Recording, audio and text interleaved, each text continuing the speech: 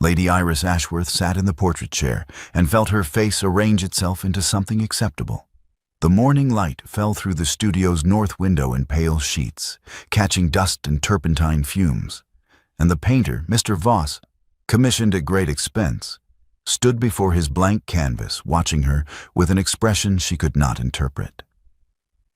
She had worn her best morning dress, the blue one that made her eyes appear softer than they were. She had scrubbed the ink from her wrist until the skin turned pink. She had prepared herself to be looked at the way a woman prepares for any public examination, by becoming smaller, quieter, more convenient. And then the painter set down his charcoal and said, in a voice like gravel smoothed by water, "You may stop arranging your face, my lady." The words landed in the silent studio like stones dropped into still water, and Iris felt something inside her go cold and bright at once. The particular terror of being seen by someone who was not supposed to be looking that closely. The first sitting began with a lie. Iris had been perfecting for 3 years. She entered the studio at Cavendish House precisely at 10 o'clock, accompanied by her maid and carrying the composure she had learned to wear like a second skin. The room smelled of linseed oil and something sharper, turpentine perhaps, or the particular chemical bite of pigments ground fresh that morning. Light poured through the tall north-facing windows in columns that seemed almost solid, illuminating a space that was part workshop and part theater. Canvases leaned against the walls in various states of completion. A long table held brushes standing in jars like strange bouquets. Mr. Voss stood near the window, a man of perhaps 50 with paint-stained fingers and eyes that seemed to catalogue everything they touched. He gestured toward a chair positioned to catch the best light. "Please sit, Lady Iris. We will begin with your comfort and proceed from there." She sat. She folded her hands. She turned her face toward the window at the angle she had practiced in her mirror that morning. Chin slightly lifted, eyes cast neither too high nor too low. Mouth settled into an expression that suggested pleasant availability without actual emotion. It was the face she gave to dinner parties and morning calls and every formal occasion that required her presence, but not her participation. Voss studied her for a long moment. He did not lift his charcoal. He did not approach the canvas. He simply stood there, looking at her with the clinical attention of a surgeon examining a wound. Then he spoke. "You may stop arranging your face, my lady." Iris blinked.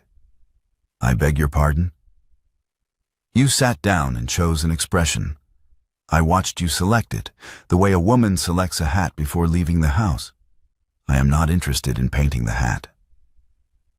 Heat crept up her neck. "I am not arranging anything, Mr. Voss. This is simply my face." "No." His voice was not unkind, but it was utterly certain. "This is the face you've decided is appropriate for a betrothal portrait. It is very pretty. It is also utterly dishonest. I was not hired to paint pretty lies. You were hired to paint a portrait suitable for the Ashworth family and the Duke of Cavendish. I am sitting as I have been instructed." "Then your instructions are inadequate." He set down his charcoal and crossed his arms. "I paint what I see, Lady Iris, not what you wish me to see, not what your family wishes the Duke to see. If you insist on performing for me, we will be here a very long time and produce a very bad painting." She should have been offended. She should have risen from the chair and reported his impertinence to her father. Instead, she felt something crack inside the careful architecture of her composure, something small and dangerous, like ice fracturing under weight. "What exactly do you wish me to do?" "Stop performing. Sit as you would sit if no one were watching. Let your face do what it does when you are not forcing it into shapes. That would be considerably less marriageable." "I am not painting a marriage proposal, my lady. I am painting a woman." The quiet that descended felt enormous. Iris sat very still, aware of her maid standing near the door, aware of the light on her face, aware that this painter was asking her to do something she had not done in 3 years, to stop controlling what people saw when they looked at her. Slowly, deliberately, she let the performance drop. It felt like removing a corset after a long day. Her shoulders lowered slightly, her jaw unclenched. The pleasant expression she had been holding dissolved, and what surfaced in its place was something she rarely let anyone see. Watchful intelligence, guarded fury. The face of a woman who had learned that hoping for things was the fastest way to have them taken from her. Voss inhaled sharply.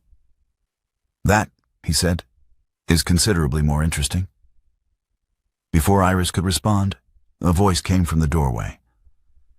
"How is the sitting progressing, Mr. Voss?" She turned. The Duke of Cavendish stood in the threshold, tall and composed in the morning light. Lord Gabriel Holt, 33, reformer, architect of canal legislation and parliamentary procedure. The man she was contracted to marry in 4 months' time. They had met once before, at a formal dinner arranged by their families. He had been polite. She had been appropriate. Neither had said anything that mattered. Voss did not turn from his canvas.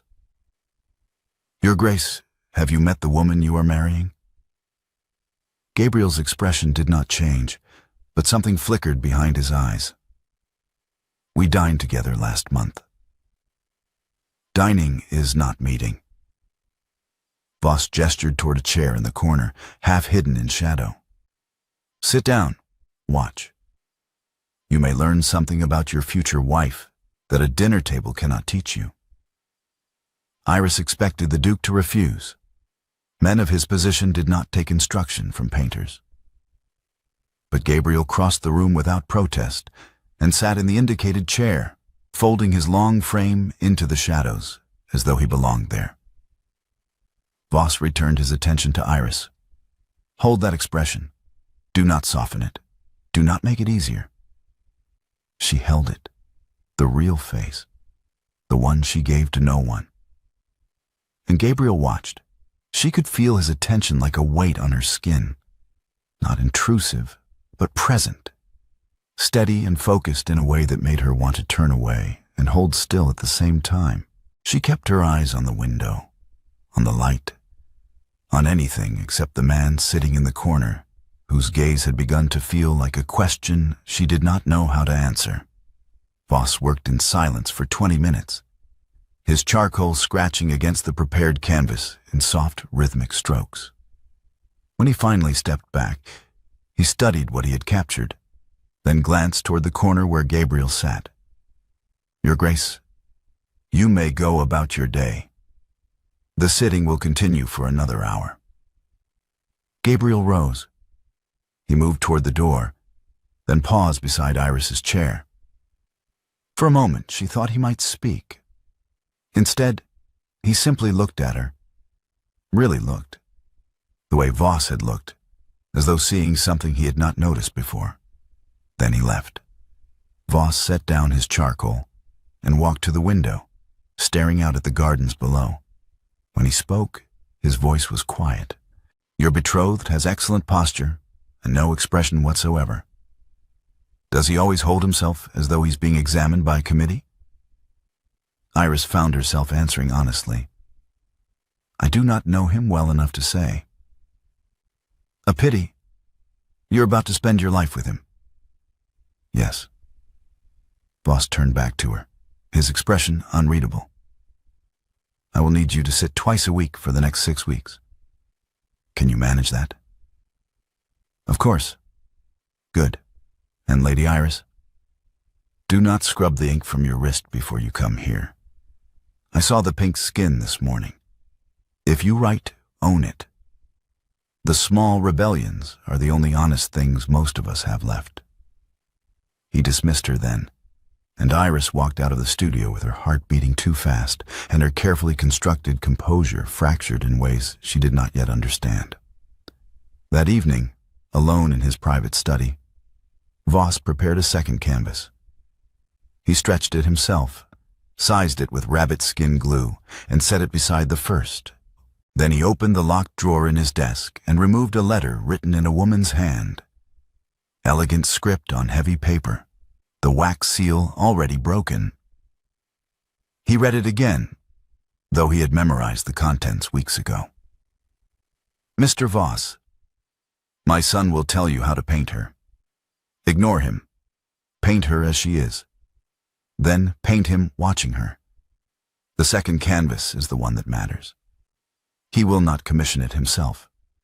He does not know he needs it. Charlotte Cavendish. Voss folded the letter and returned it to the drawer. Then he turned to the second canvas and began sketching from memory. The Duke of Cavendish in his shadowed corner, watching a woman he thought he was acquiring, unaware that his carefully maintained composure had cracked the moment she stopped performing hers. Gabriel returned to the studio 3 days later. He told himself it was proper supervision of the commission. The portrait was a significant expense, and the Ashworth family had specific expectations regarding its presentation. It was his responsibility to ensure Voss understood the requirements. A flattering likeness suitable for display in the Cavendish gallery. A portrait that conveyed both Iris's breeding and her suitability as a duchess. These were the reasons he gave himself as he climbed the stairs to the studio at precisely 10 o'clock on the morning of the second sitting. None of them were true. He came because he could not stop thinking about the woman in the chair, not the pleasant, composed girl from the formal dinner, but the stranger who had surfaced when Voss demanded honesty.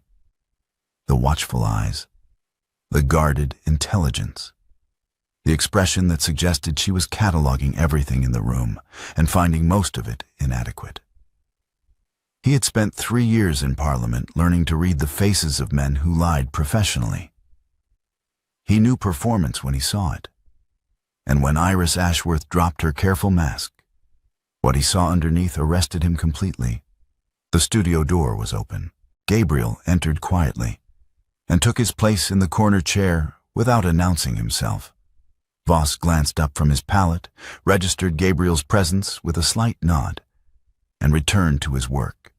Iris sat in the morning light, wearing a different dress.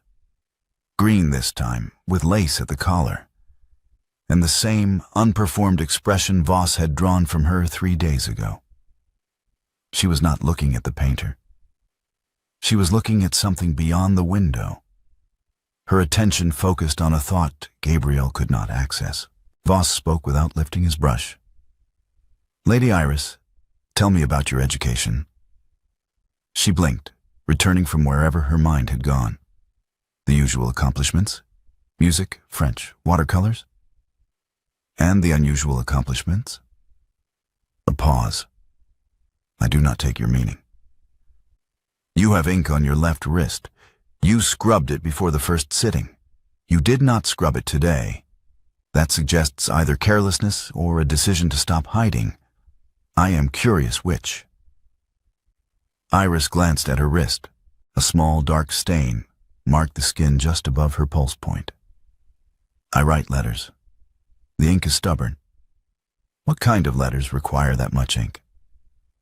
"Personal correspondence." "To whom?" "Friends." "Friends who inspire you to write with such frequency that you carry permanent stains?" Iris's jaw tightened. "Mr. Voss, are these questions necessary for the portrait?" "They are necessary for me to understand the woman I am painting. You may decline to answer. But if you do, I will paint the evasion. And evasions are not flattering." Gabriel watched this exchange from his shadowed corner, fascinated. He had never heard anyone speak to a lady of quality with such blunt disregard for social convention. He had certainly never heard a woman respond with the kind of controlled anger Iris was displaying now. Her hands perfectly still in her lap, her voice level, her eyes bright with fury she was not permitting herself to express. "I write essays," she said finally. "Political commentary." They are published weekly in the Northern Correspondent under a pseudonym. My father does not know. If he did, he would forbid it, as it is not suitable for a woman of my position to have public opinions on matters of governance." The words fell into the studio like stones into deep water. Voss smiled, a small, satisfied expression. "Thank you. That is considerably more useful than watercolors." He returned to his canvas, and Iris sat very still, her face carrying the particular tension of someone who has just revealed a dangerous secret and is waiting to see what will be done with it. Gabriel said nothing. He remained in his corner, watching her the way he watched parliamentary debates. Looking for the truth beneath the performance, the unguarded moment when a person's real position surfaced. He had read the Northern Correspondent. He knew the essays signed Veritas. Sharp, informed arguments about reform legislation and the architecture of political power. He had quoted one of them in committee 3 weeks ago. The idea that the woman sitting 10 feet away had written those essays seemed impossible. And yet, watching her now, the intelligence in her eyes, the controlled fury, the ink stain she had stopped hiding, he believed it completely. The sitting continued for another hour. Voss asked more questions. Iris answered some and deflected others with the skill of someone who had spent years protecting her secrets. Gabriel watched and said nothing, learning more about his future wife in 60 minutes than he had learned in 2 months of formal courtship. When Voss finally dismissed her, Iris rose from the chair and turned toward the door. She saw Gabriel then, sitting in his corner, and stopped. "Your Grace, I did not realize you were present." It was a lie. She had known he was there from the moment he entered. He could see it in her eyes. The careful recalibration, the performance returning as she remembered she was being observed. "I hope I did not disturb the sitting," Gabriel said. "Not at all." She inclined her head in a gesture of perfect courtesy and left the studio, her maid following. Gabriel remained in his chair. Voss cleaned his brushes in silence, then spoke without turning. "You are in love with her." The words landed like a blow. Gabriel went very still. "I beg your pardon?" "You heard me." Voss set down his brush and turned to face him. "You have been sitting in that corner for 2 hours, watching a woman you barely know, and your face has been doing things you do not seem aware of." "I am a portrait painter, Your Grace. I make my living reading faces. Yours is currently an open book written in a language you do not speak." "I am supervising a commission." "You are falling in love. The 2 activities are not mutually exclusive, but I suspect only one of them explains why you have returned to this studio twice in 4 days when you could have sent a secretary." Gabriel stood. "The portrait is progressing well. Please continue as you see fit."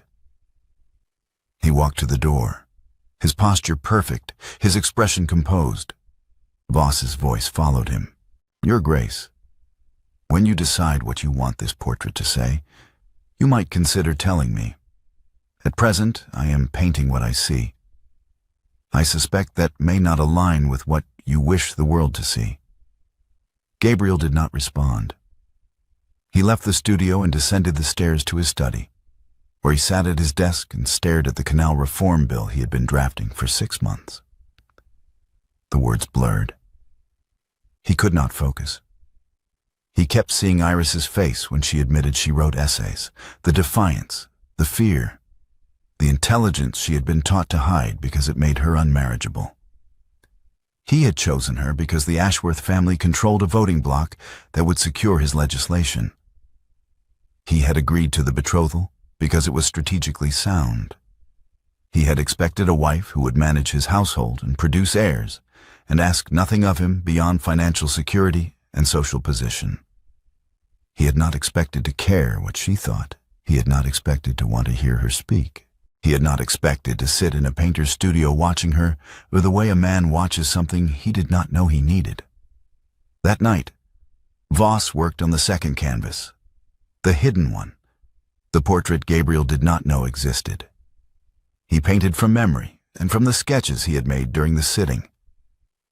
Gabriel's hands gripping the arms of his chair when Iris revealed she wrote under a pseudonym. The way his jaw tightened when she spoke about political commentary.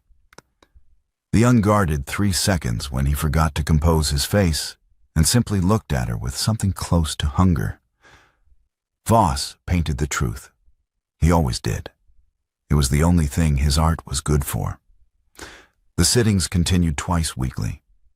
Gabriel attended all of them. By the 5th sitting, his presence had become routine. He arrived before Iris, took his place in the corner, and watched Voss work. He did not speak unless spoken to. He did not interfere. He simply observed, learning the rhythms of the studio, the way light changed through the morning, the particular scratch of charcoal on canvas, the questions Voss asked that were never about painting and always about truth. And he watched Iris. He watched her arrive each time with her performance carefully arranged, then watched Voss dismantle it with questions that demanded honesty.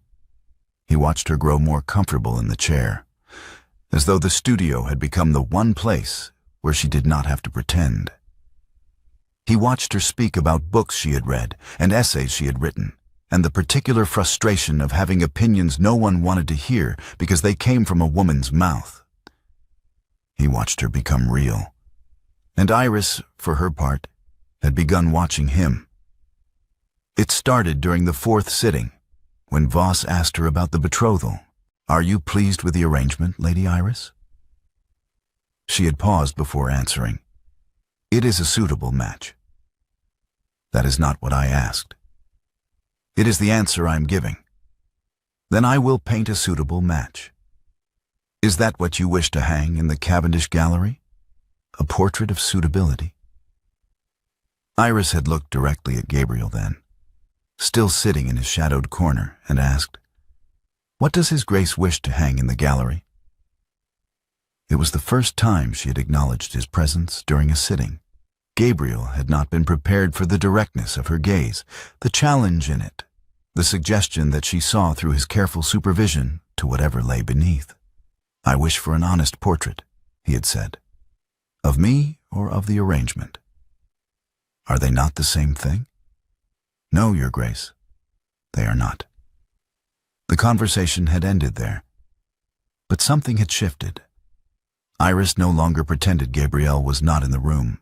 She spoke as though he were part of the sitting, and her words carried a sharpness he recognized from the Veritas essays. The particular edge of someone who had been told to be quiet and had decided she was finished obeying. During the 6th sitting, Voss asked her about governance. "You write about reform legislation. What do you believe is the greatest obstacle to meaningful change?" Iris did not hesitate. Men who mistake procedure for principle. Men who believe that if the process is elegant, the outcome must be just. From his corner, Gabriel spoke. "And women who write anonymously, rather than attaching their names to their convictions?" She turned to look at him fully. "Women who write under their own names are called hysterical and ignored. Women who write under pseudonyms are called sharp and quoted in Parliament. I have chosen effectiveness over recognition. Have you never done the same, Your Grace? I have put my name on every bill I have drafted. Because you are a duke. Your name carries weight. Mine carries scandal. We are not operating under the same conditions. So you hide. So I survive." The exchange hung between them like a challenge. Voss continued painting, his expression unreadable. Gabriel felt something tighten in his chest. Not anger, but recognition. She was right.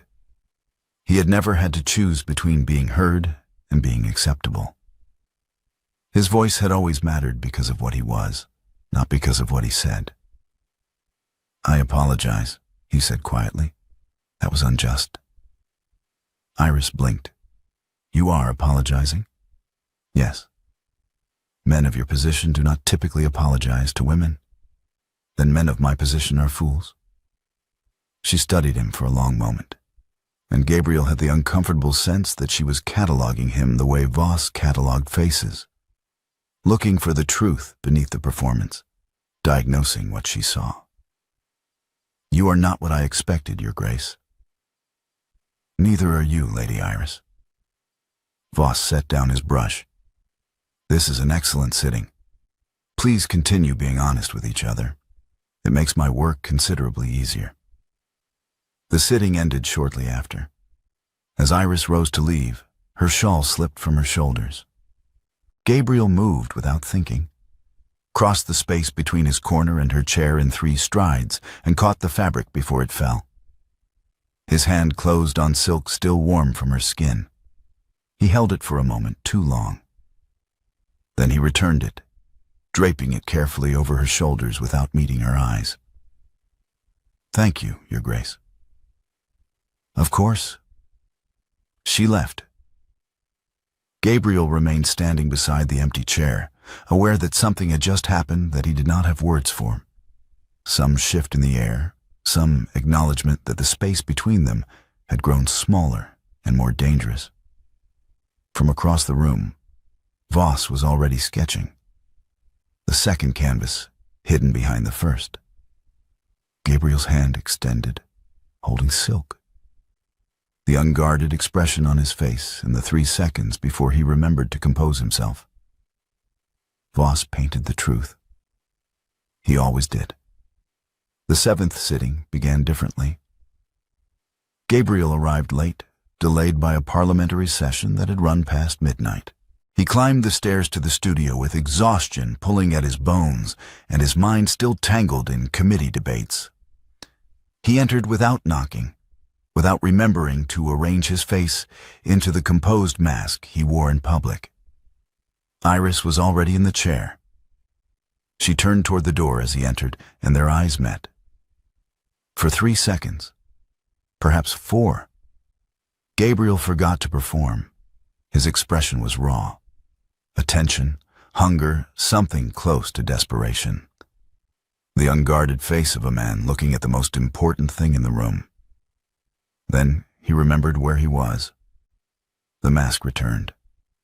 He crossed to his corner and sat, folding his exhaustion into stillness.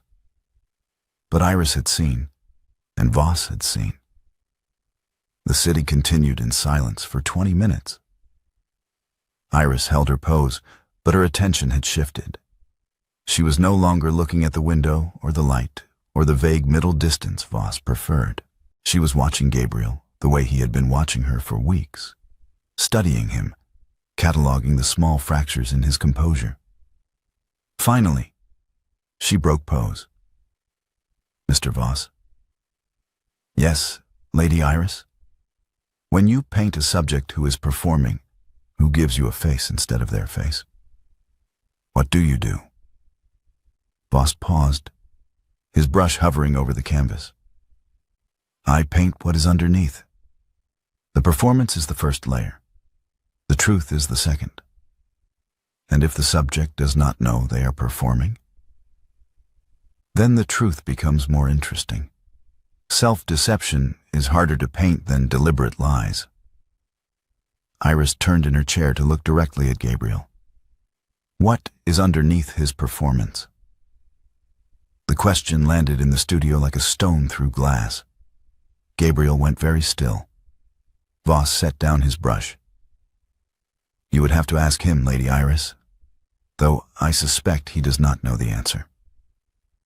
"I know the answer," Gabriel said quietly. Both of them turned to look at him. He remained in his corner, hands gripping the arms of his chair, his careful composure fracturing under the weight of Iris's attention. "Then tell me," she said. "Why?"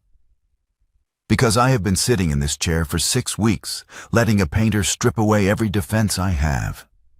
Because you have been sitting in that corner, watching me become visible while you remain hidden. Because if I am going to marry you, I would like to know who I am marrying. The words were not angry. They were steady and clear and utterly without performance. Gabriel looked at her. Really looked, the way he had looked that first morning when Voss demanded she stop arranging her face, and felt something inside him crack. I do not know how to answer that question. Then do not answer it. Just stop pretending you are not here for the same reason I am. And what reason is that? This is the only room where either of us has permission to be honest. The hush that descended felt enormous. Gabriel wanted to argue. He wanted to deflect. He wanted to perform the role of principled duke who had everything under control. Instead, he told the truth. I am here because watching you has become the most honest thing I do. Iris inhaled sharply. Voss, from his position behind the canvas, smiled, a small, satisfied expression. That, Voss said, is useful. Please hold that thought, Your Grace. I need to see your face when you say things that matter. Gabriel barely heard him. He was looking at Iris, and she was looking back, and the space between the chair and the corner had become the most important distance in London.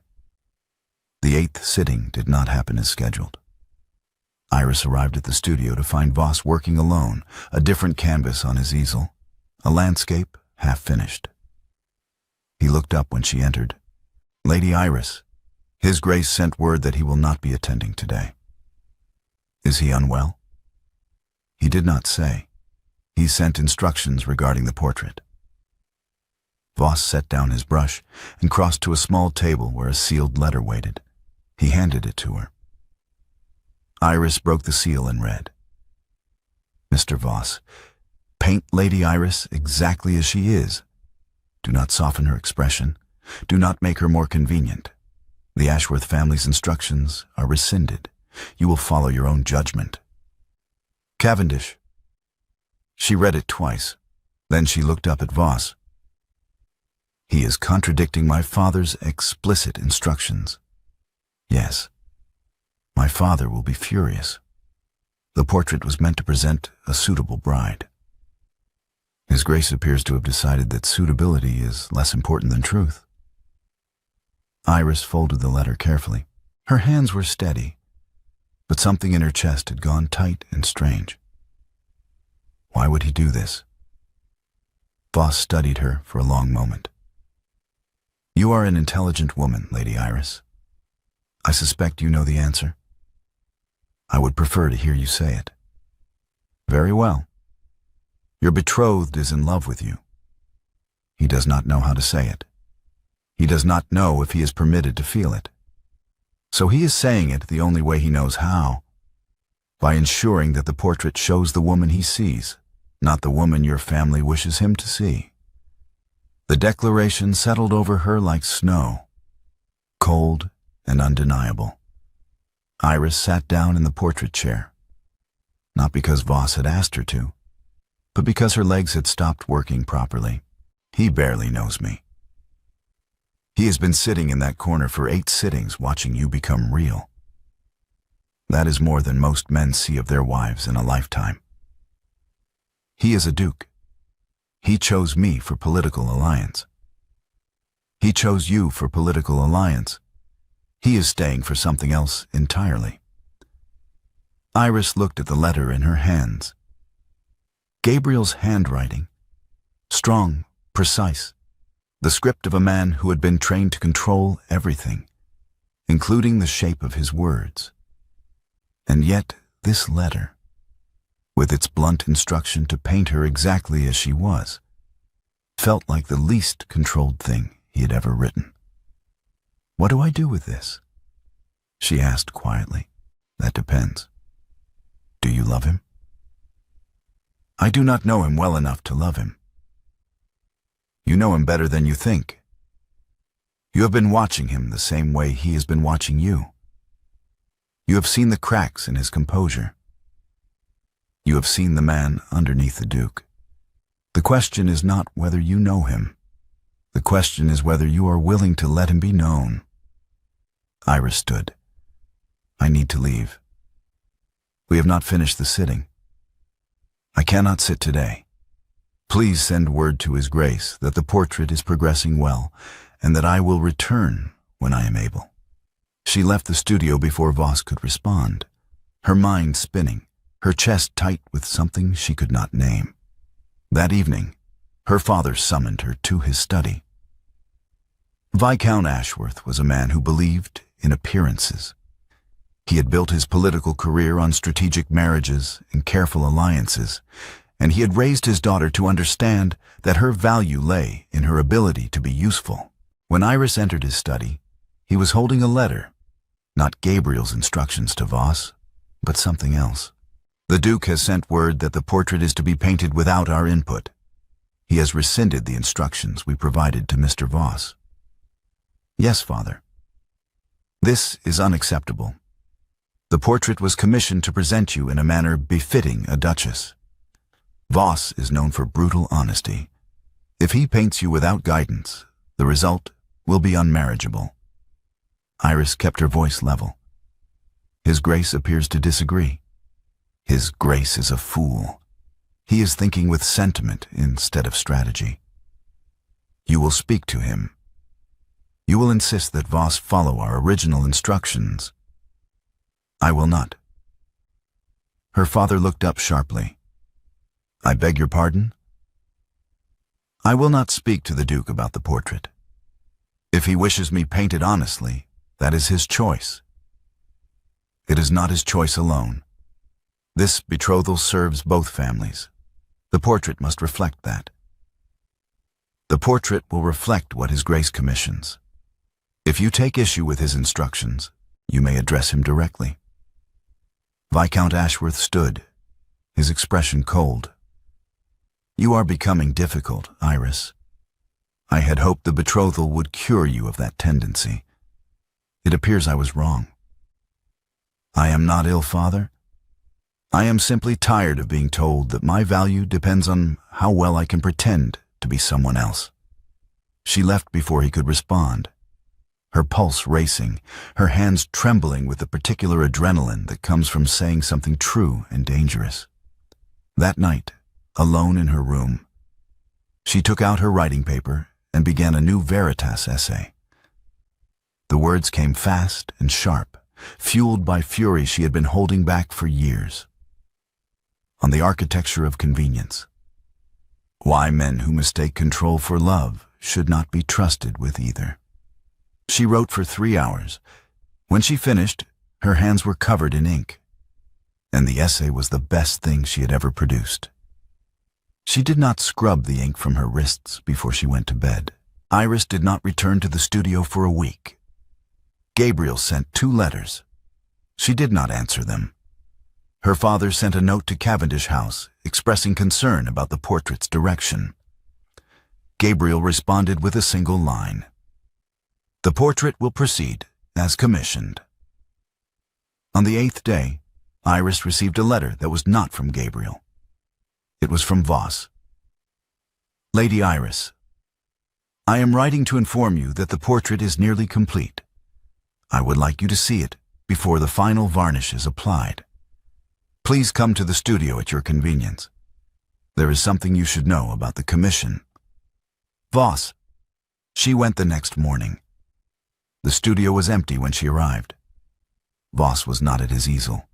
The main portrait, the one of her, stood covered with a cloth. But there was something else in the room, a second canvas, turned against the wall. Iris walked slowly toward it, her heart beating too fast. She turned the canvas and saw Gabriel. Not the Duke of Cavendish, not the composed reformer who sat in Parliament, not the man who performed principle with surgical precision. This was Gabriel unguarded. Gabriel in the stolen moments Voss had captured over 8 sittings, entering the studio before he remembered to compose his face, watching her with an expression that carried hunger and attention and something close to desperation. his hands clenched on the arms of his chair, his jaw tight, his eyes fixed on something beyond the frame, on her, with the particular intensity of a man trying not to feel what he is feeling and failing completely.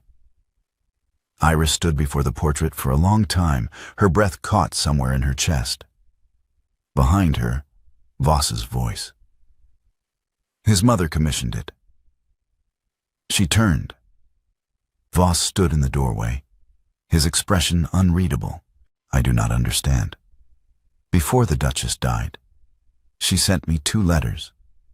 The first commissioned a betrothal portrait of whichever woman the Duke chose. The second, sealed, to be opened only when the commission began, contained different instructions. He crossed to his desk and removed a folded paper from the drawer. He handed it to Iris. She read Charlotte Cavendish's final words. Paint her as she is, then paint him watching her. The second canvas is the one that matters. He does not know he needs it. Iris looked up at Voss, her vision blurring. She knew. She understood the disease. She spent 30 years performing the role of perfect duchess, and it killed her. She wanted her son to see what he was doing to himself before it was too late. He does not know this exists. No. I was instructed to reveal both portraits simultaneously, after the commission was complete. Iris looked back at Gabriel's portrait. The cracks in his composure, the visible evidence of feeling he could not control. She recognized it because she had been doing the same thing, performing composure while something underneath fractured and bled. He will destroy it. Perhaps, or perhaps he will see himself the way his mother hoped he would, as a man who is allowed to feel, even when feeling is inconvenient. His mother was braver than he is. His mother was dying. Courage is cheaper when you have nothing left to lose. Iris stood in the silent studio, looking at the 2 portraits. Hers, showing the woman she had been taught to hide. His, showing the man he did not know he was. 2 people performing control. 2 people failing. She folded Charlotte's letter carefully and placed it on the table. When will you show him? When the varnish dries. 3 days. I would like to be there. That may not be wise. I was not asking for wisdom, Mr. Voss. I was asking for permission. He studied her for a moment, then nodded. Come on the 3rd day, morning light, 10 o'clock. Iris left the studio and walked directly to Cavendish House. She did not send word ahead. She simply arrived and asked for the Duke. Gabriel received her in the library. He looked tired, shadows under his eyes, his cravat slightly loosened, the careful composure he wore in public showing visible strain. Lady Iris, I did not expect you. I saw the second portrait. He went very still. What second portrait? The one your mother commissioned. The one Mr. Voss has been painting for 8 weeks without your knowledge. The portrait of you watching me. The color drained from Gabriel's face. He sat down heavily in the nearest chair. My mother commissioned a portrait of me? She commissioned a portrait of the truth, your truth, the face you make when you forget to perform. That was not her right. She was your mother. She watched you turn yourself into a machine. She wanted you to see what it was costing you. Gabriel pressed his hands to his face. When he spoke, his voice was muffled. I do not want to see it. I know, but you need to. Why? Iris crossed the library and stood before him, close enough that he had to look up to meet her eyes. Because you are performing your entire life the way I have been performing mine. Because your mother understood that the performance was killing you the same way it killed her. Because I have spent 6 weeks sitting in a chair letting a painter strip away every defense I have. And if I can bear to be seen, so can you. Gabriel looked at her for a long moment. Then he said, very quietly, "I am afraid." "Of what?" "Of what I will see. Of who I am when I am not performing. You are the man who instructed Voss to paint me exactly as I am. You are the man who watches me in that studio as though I am the most important thing in the room. You are the man your mother believed could survive being honest." "My mother died." "Yes. And you have spent 18 months trying to die the same way. Slowly, invisibly, by refusing to feel anything that might crack your composure." The accusation struck like a physical blow. Gabriel stood abruptly, turning away from her. "You do not know what you are asking. I am asking you to look at a painting. If you can break a betrothal contract, you can look at your own face." He turned back to her, his expression raw. "I haven't broken the contract. Not yet, but you will. Because you cannot marry me while pretending you feel nothing. And I cannot marry you while knowing you are too frightened to admit you feel something. I am not frightened. You are terrified. I recognize it because I've been terrified for 3 years. I agreed to this betrothal because I had decided that wanting things was too dangerous. You agreed because you had decided that feeling things was unnecessary. We are both wrong, Gabriel, and I will not marry a man who needs a dead woman and a painter to teach him that." She used his name. "Not your Grace, not Lord Cavendish. Gabriel." The man underneath the title. He looked at her with an expression she could not read. Something between devastation and relief. "What do you want from me?" "I want you to see the portrait. I want you to decide whether you can bear to let it exist. And then I want you to tell me the truth about why you have been sitting in that studio for 8 weeks. I have been supervising the commission." "That is a lie." "I have been." He stopped, breathed, started again. "I have been watching you become the most honest thing in my life." The admission hung in the air between them. Iris felt something in her chest open. Not breaking, but expanding, the way a door swings wide after years locked shut.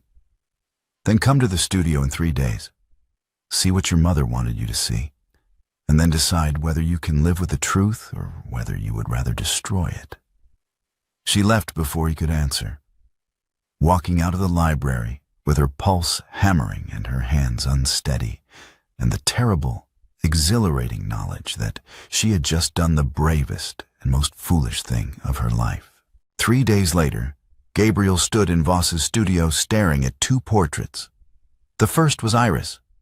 Voss had painted her exactly as she was. Watchful, intelligent, guarded, furious. The face of a woman who had spent years hiding her mind and had finally been given permission to stop. It was not a flattering portrait in the conventional sense. It was not soft or decorative or designed to make her marriageable. It was true. The second portrait was Gabriel. He stood before it for a long time, unable to look away. Voss had captured every unguarded moment. The expression on Gabriel's face when he entered the studio and forgot to compose himself. The way his hands clenched when Iris spoke about writing. The hunger in his eyes when he watched her. The visible fracture lines in his composure, the cracks that showed a man trying desperately to feel nothing and failing with every breath. It was unbearable. It was also undeniable. "When did you paint this?" Gabriel's voice sounded hollow in the quiet studio. "During every sitting. You thought I was painting only Lady Iris. I was painting both of you. My mother commissioned this." "Yes. She understood something you do not. That you are performing your life the way she performed hers, and that the performance will kill you if you do not stop." Gabriel looked at Voss. "She died performing. She died because she did not stop soon enough. She wanted you to stop before it was too late. It is already too late. I do not know how to be anything else. Then learn. How? Voss gestured toward Iris's portrait. Start by being honest with the woman you love. I do not. Yes, you do. It is written all over that canvas. It is written all over your face right now. The only person in London who does not know you are in love with her is you. And that is because you have spent 18 months refusing to notice what you feel. Gabriel turned back to his portrait. The clenched hands, the desperate attention, the man his mother had seen and tried to save. I cannot hang this in the gallery. Why not? Because it will tell everyone who sees it that I am not the man they think I am. Good. You are not the man they think you are. You are a man who feels things and tries to hide it. You are a man who fell in love during a portrait sitting and did not know how to say it. You are your mother's son, and she wanted the world to see that. The world does not need to see this. No, but you do, and so does Lady Iris. As if summoned, the studio door opened. Iris entered, wearing a simple morning dress, her hair pulled back, her face carrying none of the performance she had worn to their first sitting. She looked at Gabriel, then at the portraits. You came. You asked me to. I did not think you would. Neither did I. They stood in silence, the two portraits between them. Iris walked slowly to Gabriel's canvas and studied it. The unguarded expression, the clenched hands, the visible evidence of feeling. This is what I see when I look at you, she said quietly. I did not know. You do now. Gabriel turned to face her. Your father wants me to destroy both portraits and commission something more suitable. My father wants many things that are not his to have. The betrothal is a contract. It is not a marriage. It is not a life. It is an arrangement built on the assumption that neither of us would ever feel anything real. And now I have seen your face when you think no one is watching. Now I know you instructed Voss to paint me honestly when you could have demanded I be painted conveniently. Now I know your mother believed you were capable of being more than a beautiful machine. Gabriel's hands were shaking. I do not know how to be more than that. Then learn, or do not. But decide, Gabriel. Decide whether you want to hang these portraits in your gallery and let the world see two people who are trying to be honest. Or decide to destroy them and go back to performing until it kills you. What about you? What do you want? I want to marry a man who can look at his own face and not be ashamed of what he sees. I want to marry a man who knows I write political essays and thinks that makes me more interesting, not less marriageable. I want to marry a man who is willing to feel something, even when feeling is terrifying. And if I cannot be that man, then I will walk away. Not because you failed me, because I refuse to watch you destroy yourself the way your mother destroyed herself. The void that opened felt enormous. Gabriel looked at the portraits, both of them, side by side. Two people caught being honest. Two people who had spent years performing and had finally been seen. He looked at Iris. I have been in love with you since the third sitting. She drew in a sharp breath.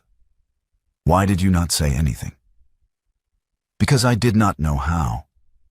Because my mother spent 30 years loving my father, and it killed her slowly. Because I watched her perform happiness until there was nothing left underneath. And I decided that not feeling was safer than feeling and losing. Your mother did not die because she felt too much. She died because she was never allowed to feel honestly. There is a difference. Gabriel closed his eyes. When he opened them, they were bright with something he had not allowed himself in 18 months. I do not want to marry you because of a political alliance. Good. Because I do not want to marry you because my father needs your voting bloc. I want to marry you because you are the only person who has ever made me want to stop performing. That is better, but not enough. What else do you need? I need you to hang both portraits in the gallery. I need you to let the world see what your mother saw. I need you to prove that you can bear being known. Gabriel looked at the canvases, then at Voss. Can they be hung together? Yes, side by side. Your mother requested it specifically. Then hang them. Voss raised an eyebrow. You are certain? No, but I am doing it anyway.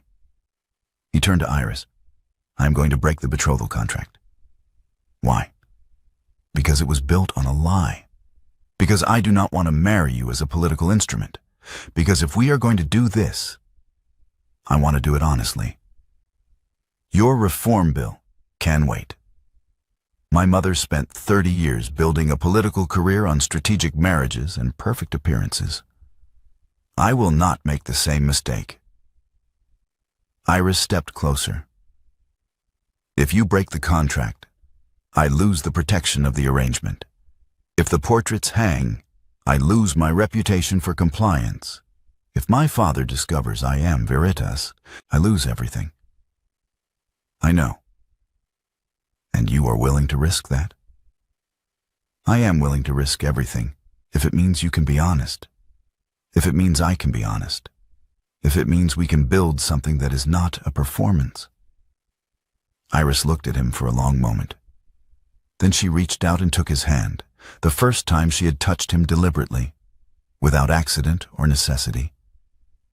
Then break the contract. Hang the portraits. And when the scandal breaks, we will face it together. Gabriel's fingers closed around hers. You are braver than I am. No, I am just tired of being afraid. The portraits hung in the Cavendish gallery 3 weeks later. By then, Gabriel had formally dissolved the betrothal contract. His solicitor had argued against it. 2 years of political work destroyed, the Ashworth voting bloc lost, the Canal Reform Bill dead in committee. Gabriel had signed the papers anyway. By then, Iris's father had discovered she was veritas. He had confronted her in his study, furious that his daughter had been publishing political commentary under a male pseudonym. Iris had told him she would continue writing under her own name if he preferred. He had not preferred. She had written the essay anyway. By then, London society had begun whispering about the Duke who had broken a betrothal and hung 2 scandalous portraits in his gallery. One of a woman who looked furious instead of compliant. One of himself looking devastated instead of composed.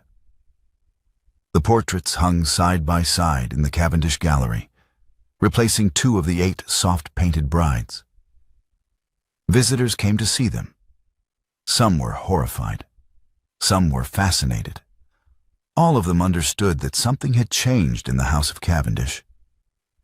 That a man who had spent his entire life performing control had chosen to let the world see him crack. Iris visited the gallery on a Tuesday morning. She stood before the portraits for a long time, studying them the way she had studied Gabriel during the sittings, looking for the truth beneath the surface. A young woman stood beside her, a stranger, perhaps 20, dressed in the careful respectability of minor gentry. They match, the woman said. Iris turned. I beg your pardon? The expressions. They are both trying not to feel something, but the painter caught it anyway. Iris looked at the portraits again. The woman was right. Both faces carried the same tension, the visible effort of trying to hide what could not be hidden. Do you know the subjects? The young woman asked. I am one of them. The woman's eyes widened. You are Lady Iris? I am.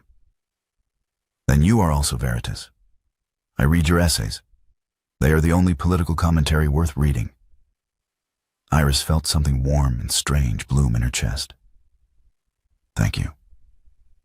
Will you continue writing now that everyone knows? Yes. Good. The world needs more women who are willing to be inconvenient. The young woman left, and Iris stood alone before the portraits. Two people caught being honest.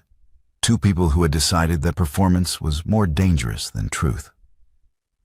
She left the gallery and walked to Voss's studio. He was working on a new commission, a landscape, soft and undemanding, after the intensity of the double portrait. He looked up when she entered. "Lady Iris, I did not expect you." "I saw the portraits. They are hanging together." "Yes," His Grace insisted. "I would like to sit again." Voss set down his brush. "For a new portrait?" "No, for a conversation, in the only room where we have both been honest." "I see. And should I expect His Grace?" "I have already sent word. He will be here." Voss smiled, a small, knowing expression. "Then I will leave the studio to you. Do not touch the wet canvas by the east wall." He left, and Iris sat in the portrait chair. Not posing, just sitting, the way she had learned to sit during the weeks of sessions, without performance, without the careful arrangement of her face into something acceptable. The door opened. Gabriel entered. He looked different than he had during the sittings. Tired, perhaps, or simply more honest. The careful composure he had worn like armor had softened into something more human. He sat in his corner, the same corner where he had watched her for 8 weeks. They looked at each other across the studio. "You hung the portraits," Iris said. "I did." "Your mother would be proud." "My mother would say it took me too long." "She would be right." Gabriel smiled. A real smile, not the careful diplomatic expression he gave to committees and formal dinners. "I broke the betrothal contract. I know. My father is furious. I am sorry. I am not. The contract was built on a lie. I would rather have honesty and scandal than compliance and safety." "What happens now?" "That depends. Are you proposing?" "Not yet. I am asking whether you would be willing to begin without an arrangement, without a contract, without a frame to tell us what we are supposed to be." "That is terrifying." "More terrifying than a betrothal built on political strategy?" "Considerably. A betrothal has terms. This has none." "Is that a no?" Iris looked at the empty easel, at the north-facing window, at the space where Voss had spent 8 weeks painting the truth. "It is a yes spoken by a woman who is out of practice at wanting things. Give me time to remember how." Gabriel did not cross the studio. He did not take her hand. He simply sat in his corner, looking at her the way he had looked at her during the sittings, with attention, with hunger, with the particular intensity of a man who had finally stopped pretending he felt nothing. "We have time," he said. "Do we? The scandal will pass, or it will not. Either way, I would rather face it with you than hide from it alone." Iris felt tears prick her eyes. She blinked them back. "Your mother commissioned those portraits because she wanted you to see yourself. Do you? Do you see what she saw?" "I see a man who spent 18 months trying to turn himself into a machine. I see a man who fell in love during a portrait sitting and did not know how to admit it. I see my mother's son, and I understand now why she was so frightened for me. And what do you see when you look at my portrait?" "I see a woman who agreed to be sold because she thought wanting things was too dangerous. I see a woman who writes essays that are quoted in Parliament. I see someone who is braver than she knows. I am not brave. I am terrified. Then we are well matched." They sat in silence, the studio light shifting as the morning aged. Outside, the gallery held their portraits, 2 faces caught feeling for the first time in 8 generations of performed composure. Inside, the originals sat in the same room where they had learned to be honest, beginning the slower, harder work of learning to feel without a frame. Gabriel stood, crossed the studio, stopped before Iris's chair. "May I?" he asked, gesturing to the space beside her. She nodded. He sat on the arm of the chair, close enough that she could feel the warmth of him, close enough that the careful distance they had maintained for 8 weeks had finally, deliberately closed. "I am going to kiss you," he said quietly. "If you do not want that, tell me now." "I want that." "You are certain?" "I have never been more certain of anything." He leaned down. She reached up, placing one hand against his jaw the way she might adjust the angle of a canvas. The kiss was slow, deliberate, and initiated by both of them equally.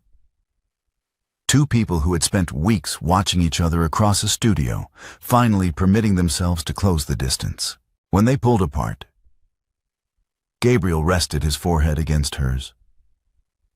"I love you," he said. "I should have said it weeks ago.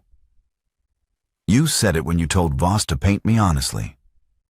You said it when you hung the portrait your mother commissioned. You said it every time you sat in that corner and forgot to compose your face. I am not good at this. Neither am I. We will learn together." They sat in the studio as the light turned gold. Two people learning to be honest, without a painter watching, without a canvas between them. Outside, the world continued. Scandal and gossip and political consequence. Inside, in the room where they had first been seen, they began building something that had no frame, no contract, no performance. Just two people who had decided that being known was worth the risk of being seen. 2 months later, Iris published an essay in the Northern Correspondent under her own name on the architecture of honest governance. Why marriages built on truth produce better policy than marriages built on strategy. Gabriel read it over breakfast and smiled. 3 months later, they married in a small ceremony with no political guests and no performance. Voss attended. He gave them a wedding gift, a small sketch of the two of them in the studio, sitting in their respective corners, watching each other across the space where they had learned to be honest. 6 months later, the Canal Reform Bill passed with a different voting coalition, one Gabriel had built through honest argument rather than strategic marriage. And in the Cavendish gallery, the two portraits hung side by side, a woman who had learned to stop performing and a man who had learned to feel. 8 generations of soft-painted brides watched them from their frames, silent witnesses to the first honest faces the gallery had ever held. Visitors still came to see them. Some were scandalized, some were moved. All of them understood that something true had happened in the House of Cavendish, something rare and dangerous and worth the cost.